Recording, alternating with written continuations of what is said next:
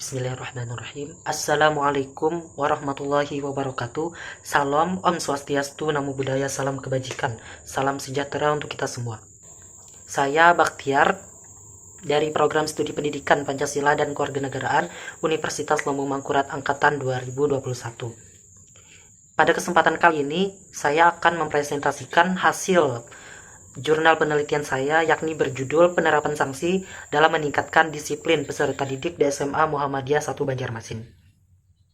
Adapun latar belakang dari penelitian saya ini beranjak dari studi pendahuluan yang dilakukan, yakni di SMA Muhammadiyah 1 Banjarmasin, bahwasanya masih terdapat peserta didik yang melanggar akan tata tertib sekolah seperti datang terlambat, tidak mengenakan atribut lengkap pada hari Senin, mengumpul tugas lewat dari batas yang ditentukan, serta bolos pada saat jam pelajaran berlangsung. Berdasarkan hasil wawancara terhadap guru BK pada saat prapenelitian, diperoleh bahwasanya sekolah itu telah berupaya dalam menerapkan tata tertib sekolah, akan tetapi pelanggaran tersebut masih saja terjadi. Tentunya masalah ini tidak dapat dibiarkan begitu saja dan harus dipecahkan, yakni melakukan kajian lebih lanjut terkait penerapan sanksi yang ada di sekolah tersebut. Apakah sanksi yang diterapkan telah sesuai, apakah telah konsisten, dan apakah telah memberikan efek jera kepada peserta didik. Beranjak dari latar belakang, adapun tujuan dari penelitian ini yakni yang pertama menganalisis bentuk sanksi atas pelanggaran kedisiplinan peserta didik di SMA Muhammadiyah 1 Banjarmasin dan menganalisis bagaimana penerapan sanksi atas pelanggaran kedisiplinan peserta didik di SMA Muhammadiyah 1 Banjarmasin. Nah, adapun metode penelitian yang saya gunakan di sini yakni metode kualitatif dengan jenis studi deskriptif di SMA Muhammadiyah 1 Banjarmasin. Subjek penelitian dipilih secara proporsi sampling. Informannya terdiri dari guru PPKN, guru BK, serta peserta didik. Adapun teknik pengumpulan data dilakukan melalui 3 tahap, yakni yang pertama observasi, wawancara, serta dokumentasi tentunya. Adapun analisis data dilakukan melalui 3 tahap juga. Pertama, reduksi data, penyajian data, dan penarikan kesimpulan. Baik, langsung saja kita ke hasil dan pembahasan. Nah, pada hasil pembahasan yang pertama, yakni bentuk sanksi atas pelanggaran kedisiplinan peserta didik di SMA Muhammadiyah 1 Banjarmasin. Nah, berdasarkan hasil observasi, wawancara, serta dokumentasi yang telah saya lakukan, bahwasanya sanksi itu diterapkan dan disesuaikan lagi dengan pelanggaran yang dilakukan oleh siswa. Seperti pelanggaran ringan. Nah, itu pelanggaran ringan itu terdiri dari datang terlambat, tidak mengenakan atribut lengkap khususnya pada hari Senin, terus mengumpul tugas lewat dari batas waktu yang ditentukan, serta makan dan minum pada saat jam pelajaran berlangsung. Nah, untuk pelanggaran kayak mengumpul tugas lewat dari batas waktu yang ditentukan, terus makan dan minum pada saat jam pelajaran berlangsung, itu biasanya mereka hanya ditegur saja. Ditegur untuk tidak mengulangi kesalahan yang sama. Terus untuk pelanggaran datang terlambat itu biasanya ada 2. Kayak misalkan mereka itu disuruh membaca ataupun menulis surah-surah pendek yang ada di Al-Quran, atau tidak mereka dicatat namanya dalam buku piket ya gitu, dalam buku kasus intinya gitulah. Nah, selanjutnya pelanggaran sedang.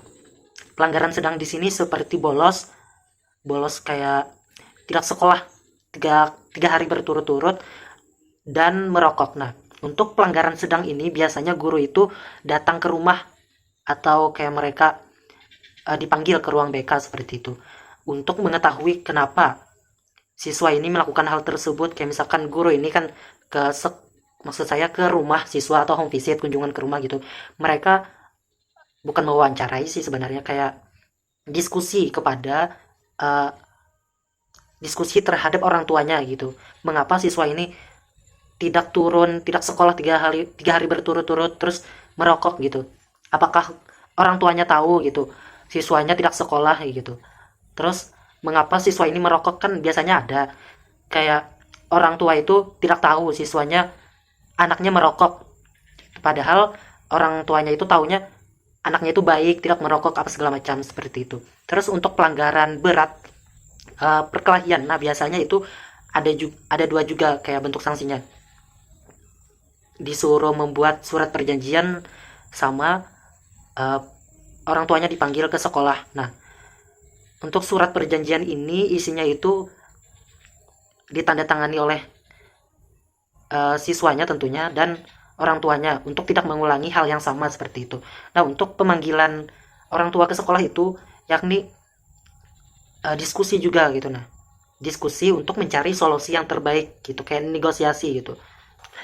Nah, hasil penelitian ini sejalan dengan penelitian Izzati dan kawan-kawan pada tahun 2024 yang mana mereka menemukan bahwasanya penerapan sanksi yang bertahap mulai dari teguran ringan hingga hukuman yang lebih serius dinilai penting untuk memberikan kesempatan siswa belajar dari kesalahan tanpa merasa dihukum secara berlebihan. Nah, sanksi yang diterapkan dengan bijak tidak hanya bertujuan untuk memberikan efek jera tetapi juga untuk mendidik siswa tersebut agar memiliki kesadaran dalam bertindak sesuai dengan norma dan aturan yang berlaku. Nah, temuan selanjutnya berdasarkan hasil wawancara terhadap guru PPKN dan guru BK. Nah, penanganan yang melibatkan komunikasi antara guru, siswa, dan tentunya orang tua dinilai lebih efektif dan humanis dalam menumbuhkan kedisiplinan dibandingkan hukuman fisik seperti push up, jongkok di lapangan, keliling lapangan, berjemur, seperti itu.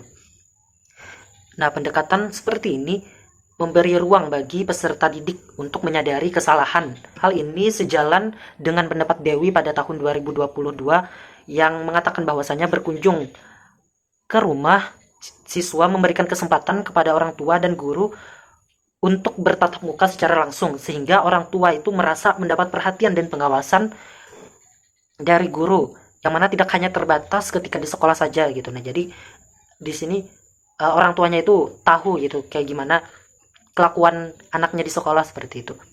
Nah, bahasan yang kedua yakni penerapan sanksi atas pelanggaran kedisiplinan peserta didik di SMA Muhammadiyah 1 Banjarmasin. Nah, penanganan akan pelanggaran kedisiplinan ini melalui berbagai prosedur yang mana terstruktur dan disesuaikan lagi dengan pelanggaran yang dilakukan oleh siswa. Nah, misalkan kayak pelanggaran ringan, datang terlambat itu biasanya ada petugas piket harian yang mana berjaga di depan gerbang sekolah ataupun dalam lingkungan sekolah seperti itu. Jadi misalkan ada siswa yang terlambat, mereka itu dipanggil terus dicatat dalam buku keterlambatan, atau enggak mereka disuruh membaca ataupun menulis surah-surah pendek sesuai dengan perintah dari petugas piket gitu. Nah, misalkan kalaupun mereka masih mengulangi lagi seperti itu, mereka akan dipanggil ke ruang BK gitu. Selanjutnya, untuk pelanggaran kategori sedang, penanganan dilakukan secara lebih serius karena dianggap menunjukkan kecenderungan terhadap pembangkangan aturan sekolah. Contohnya tadi seperti bolos tanpa keterangan selama beberapa hari berturut-turut dan merokok di lingkungan sekolah. Nah, jadi dalam pelanggaran atau kasus-kasus seperti ini, guru petugas piket akan segera melaporkan masalah ini kepada kepala sekolah bidang kesiswaan ataupun ke guru BK seperti itu. Guru BK selanjutnya akan memulai proses konseling guna menggali latar belakang permasalahan siswa. Kayak jika diperlukan, pihak sekolah dapat melakukan kunjungan ke rumah atau home visit seperti itu guna bertemu langsung dengan orang tua atau wali siswa. Nah, yang mana langkah ini dilakukan agar komunikasi antar sekolah dan keluarga terjalin dengan baik seperti itu, sehingga penanganan terhadap perilaku peserta didik dapat dilakukan dari dua sisi. Selanjutnya, jika seorang peserta didik melakukan pelanggaran yang tergolong berat, maka penanganan akan melibatkan seluruh unsur terkait secara lebih formal dan tegas. Kayak contoh pelanggaran berat ini kayak berkelahi, membawa senjata tajam, ataupun melakukan tindakan kekerasan seperti itu. Nah, jadi dalam kasus seperti ini, wakil kepala sekolah akan segera memanggil orang tua ataupun wali dari siswa untuk hadir ke sekolah. Nah, pertemuan ini bertujuan untuk berdiskusi atau mendiskusikan cara apa yang harus diambil bersama demi kebaikan peserta didik dan lingkungan sekolah tentunya. Nah, temuan ini diperkuat dengan hasil penelitian yang dilakukan oleh Ningsih dan kawan-kawan pada tahun 2022 yang mana memberikan hukuman sesuai dengan tingkat pelanggaran yang dilakukan dapat dijadikan sebagai sarana untuk membangun civic disposition, karena pada saat pemberian hukuman peserta didik diberikan pemahaman mengenai karakter yang seharusnya dimiliki oleh peserta didik, yaitu karakter yang sesuai dengan aturan yang berlaku di sekolah. Adapun simpulannya, yang pertama, sanksi dilakukan secara bertingkat sesuai dengan jenis dan tingkat pelanggaran yang dilakukan siswa.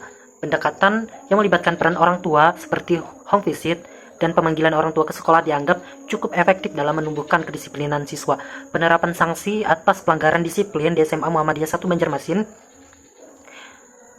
sudah disesuaikan dengan tingkat pelanggaran mulai dari teguran, pencatatan, pembinaan melalui konseling, home visit, pemanggilan orang tua hingga pengeluaran dari sekolah.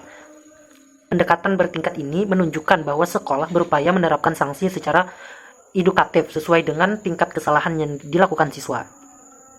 Baik, sekian dari presentasi dari saya. Kurang lebihnya mohon dimaafkan. Assalamualaikum warahmatullahi wabarakatuh.